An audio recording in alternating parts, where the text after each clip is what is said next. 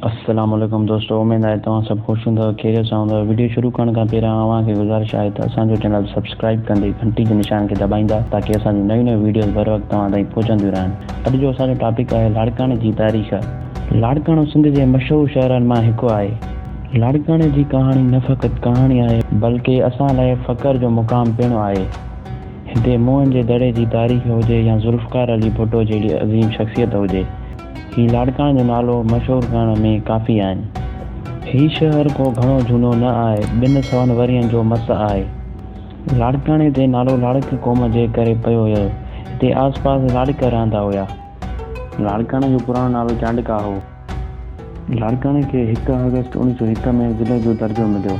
18 अक्टूबर 1938 ते हिते कायदे मोहम्मद अली जनाबी अची चुको आहे। लाड़काने जी सैर ऐं तफ़रीह जी ॻाल्हि कयूं त जेकॾहिं तव्हांजो लाड़काना अचणु थिए त हिते 5000 साल पुराणो मोहन जो दड़ो ज़रूरु ॾिसंदा।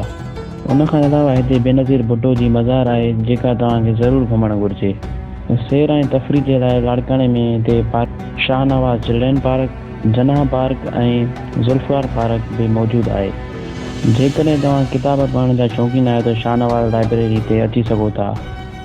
लाड़काने जी सियासत जी ॻाल्हि कजे त MPA PS 10 तां फरियाल टालपुर, PS 11 तां मोज़म अली ख़ान, PS 12 तां सोहेल अनवर, PS 13 तां हिज़बुल्लाह बुगियो शामिल आहिनि। लाड़काने में MNA NA 200 Bilawal Bhutto, NA 201 ते खुर्शीद अहमद जुनेजो आहिनि। लाड़काने जी मौसम जी ॻाल्हि कजे त ऊन्हारे में गरम ऐं सियारे में थधी रहे थी। लाड़काने जा ज़ैतून बहितरीनु आहिनि ऐं पूरे पाकिस्तान में मशहूरु आहिनि।